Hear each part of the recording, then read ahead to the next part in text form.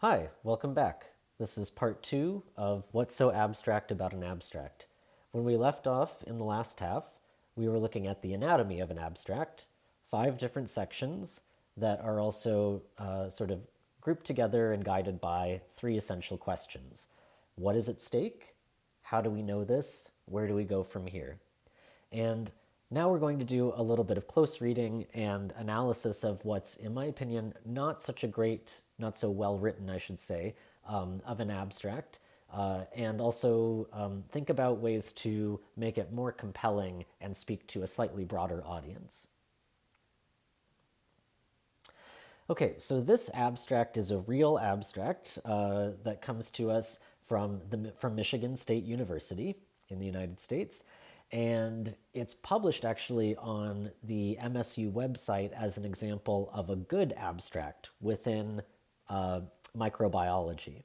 However, reading through this abstract, we can see right away that there are some of those key mistakes or problems that were gone over in the first half of the lecture. Namely, if we just focus on this first sentence, mixed lineage kinases are mammalian protein kinases that play critical roles in mitogen-activated protein kinase signaling pathways. I mean, MLK3 is activated by the small GTPase CDC42. Okay, so that is obviously a mouthful. It involves a lot of very specific terms, what might be classified as jargon within that discipline, where other people within the field of microbiology are going to be able to interpret this fairly quickly, but those of us who are not, this information isn't as meaningful to us unless we understand the context and where it's coming from. And just the density of the sentence as well, with all of its acronyms and abbreviations, as well as the passive sort of language that's used through the hyphenation of those terms, doesn't really open it up to, like I said, a broader tone or immediately speaks to the relevance of the research. Also, the purpose of the study, which we would think is pretty indicative of why it matters, is kind of buried down in the middle. And that needs to somehow be accented or elevated so that it makes more sense as to where it's positioned in the abstract.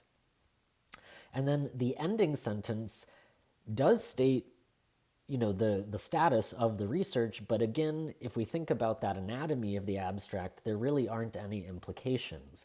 We are currently working to remove the GST tag from the purified fusion protein in order to produce pure SH3 of MLK3 for ITC experiments.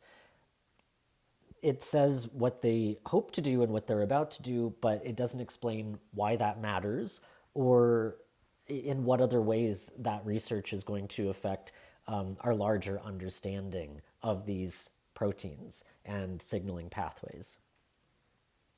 If we look at this abstract in terms of weak versus active nouns and verbs, then we can see that there's a lot of passive voice going on in here.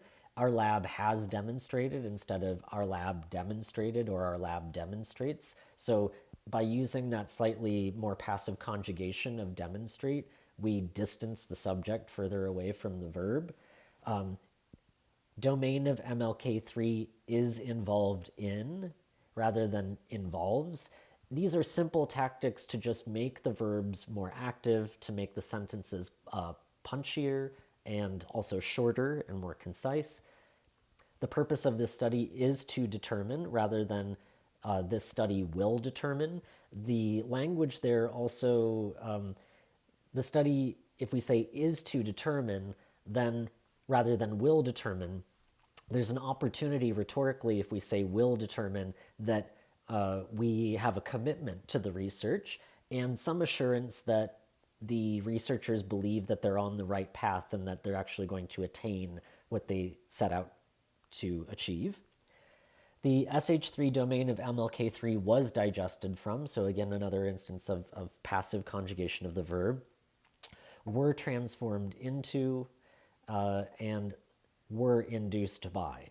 And a lot of these can just be changed by actually taking out the were or the was that puts it into the past participle and making it into the present tense.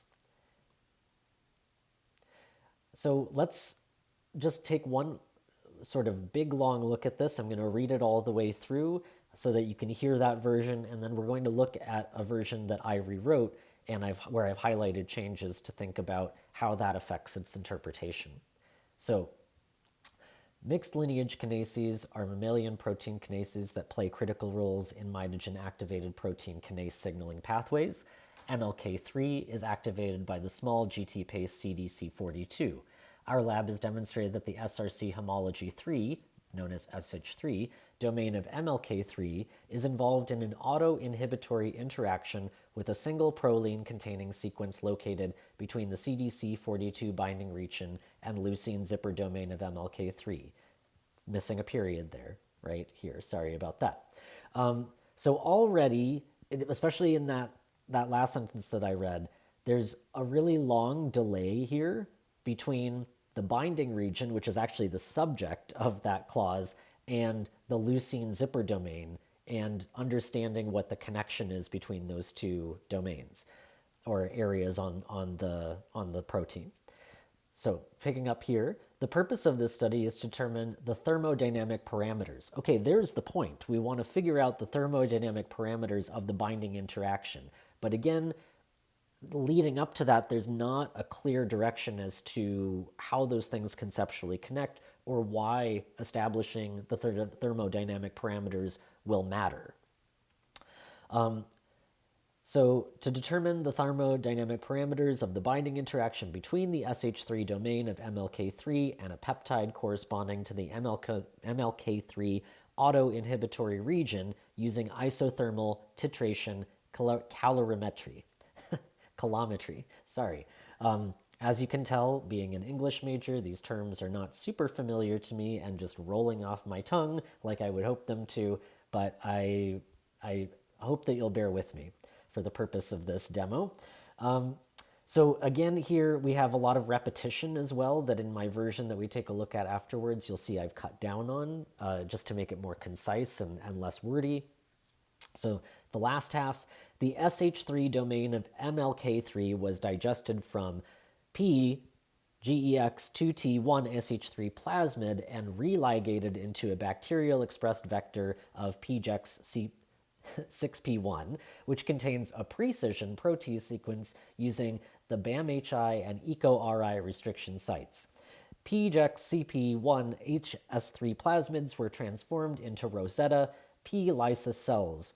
The GST-SH3 fusion proteins were induced by adding IPTG and then purified using glutathione affinity agarose. We are currently working to remove the GST tag from the purified fusion protein in order to produce pure SH3 of MLK3 for ITC experiments. So again, at the end, there is a lot of technical information as to what the methodology was and specifically which parts of, which technologies or cell areas were involved in the experiment. But in the form of an abstract, these are largely details that should be saved for the presentation or the article itself. What we need to know from the abstract, at the end especially, is where are we going from here after we've established what the key finding is and how it relates back to the original problem and reason that were stated in the beginning of the abstract. Okay, so here we go. Here's my rewrite. And I'll flash back and forth a couple of times so that you can see the differences. Okay, so number one, I made a big change by sort of getting rid of this small sentence fragment and changing the language around our lab has demonstrated. So now it reads, first, we have the original sentence as is. I didn't want to mess with that because it establishes the field and the sort of technical terms. The only thing that I did was just insert this sentence afterwards, written in a more conventional register, to say how it connects out to a broader field of study. So better understanding the activation of these pathways, the signaling pathways, is essential to increasing the efficacy of chemotherapeutic drugs, which is true. What's not being said in this whole abstract is that much of the research into mixed lineage kinases have to do with chemotherapeutic drugs and being able to sort of switch on and off the signaling pathways in cells in order to better fight cancer cells. So this is really important because the average person, even if they have a science background, they want to know, what other adjacent fields of study or applications might be related immediately to this research. Then our lab has already demonstrated, so we're putting it into the past even further. I actually accented that passive voice there because it means that the abstract is talking about research that is in the present, but that the people proposing it are already familiar and quite equipped to do the research because they've already successfully proven and demonstrated these properties. So our lab has already demonstrated that the SRC homology 3, to be abbreviated as SH3, domain of MLK3, bears. Rather than saying it is involved in an autoinhibitory interaction, we can use just a single verb, bears, an autoinhibitory interaction, to really make it more active and trim down and make that section more concise. With a single proline containing sequence located between, and here's another change that I made, we bring the leucine zipper and the binding region of that GTPase CDC42 right together so that it's clear where this autoinhibitory interaction is taking place. So located between its leucine zipper and the binding region of small GTPase CDC42. This current study analyzes, a much more active verb, and it also describes the purpose in a way of the research, analyzes the thermodynamic parameters of the binding interaction using isothermal titration calorimetry. I will get that at some point in this course. Some of you can check in later in the term to see if I can pronounce it. Okay, so I'll just flash back to the other version real briefly. And you can see here that there's a lot more technical terminology that is in here, even the idea of a peptide. In some degree, though, we know that most people familiar with microbiology don't need to be reminded of these sort of more minor terms. Even if that is the case, you can reintroduce the idea of the peptide and why it matters to the technical behaviors of the protein domains in the article itself. It's not helping anyone in the reading of the abstract to really glean anything super important about the relevance of the research that's being proposed here. So then I just, rather than saying they were digested or it was digested, I'm using we to bring the researchers back into the conversation here as human beings and actors and say, we digested the HS3 domain from the plasmid and religated it as the bacterial expression vector. We then transformed the plasmids into the Rosetta, the P-lysis cells, and the proteins were induced by adding IPTG, so I didn't get rid of that factor, or the glutathione affinity agarose. I just said and purified. This is a real a grammatical concision here where I'm just trimming down the sentence and getting rid of some unnecessary words to save space and make it more, make the approach to the writing more exact and precise. Then lastly, presently, so again, because we had that research that took place, our lab has already demonstrated and this current study, then we need to bring it back to the present and remind whoever is reading the abstract, what are the next phases? Where do we go from here? Presently, we are working to remove the GST tags for further ITC experiments. And then this last part really gives that sense of implication and speculates, like I said a little bit before, on the greater meaning and value of the research, the findings of which we anticipate to be highly relevant to the next decade of cancer treatment research. And here we utilize rhetorically ethos and perhaps pathos, depending on the reader of the abstract's own lived personal experience of cancer, This is not to say that we tug on the heartstrings necessarily, quote unquote, but we want to bring it back to lived embodied experience. And for the average person, even in the scientific community, this last statement is really going to imbue this abstract with more broad societal meaning and value. So the findings, we anticipate them. We don't say that they are going to be highly relevant, but the researchers anticipate that they will be. All right, so in summary, that was just one example.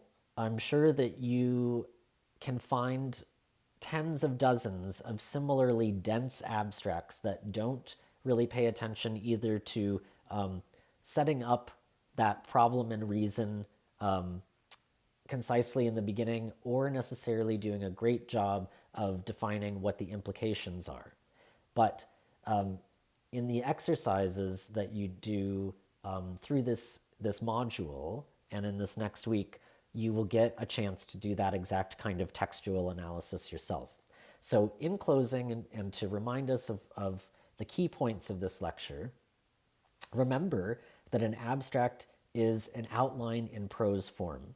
It's giving us the highlights and creating a structure for that research, but it also, like an outline, needs to be, or rather I should say, not like an outline, it needs to be fully formed in sentence structure and have a flow, a sense of logical flow through it. Secondly, the abstract establishes the answers to those three key questions: what, how, and where. So what is at stake? How do we know it? And where do we go from here? That the abstract in itself is a rhetorical device. It is rhetorical in nature because either whether it is used as the precursor to a paper presentation at a conference or a journal article publication, we're persuading the editor or the conference coordinator and obviously the audience who will encounter that information to pay attention to it and why it's important. Generally, an abstract includes those 5 essential sections: lay out your reason, your problem, your methods, your findings, and please don't forget the implications. And then lastly, the abstract should use a mixture of a conventional register, not a highly abstract academic register, but a conventional register that uses academic vocabulary, but mixes it with a broader tone. So a sentence here or there that actually goes outside scientific vocabulary in the scientific community to speak to broader societal issues and make that connection for your reader. All right, I know that that was kind of a really fast a sort of tour de force demo of how to pick an abstract apart, but I hope that these bullet points here at the end are useful, that you can sort of memorize them to some degree and commit them to your own abstract writing and take them with you into practice in the future. And as always, if you have questions about anything within the lecture, feel free to email me or to post to our general discussion board on Learn, where we can all sort of dive into the nitty-gritty of the conversation. Okay, thanks everybody. Talk to you later.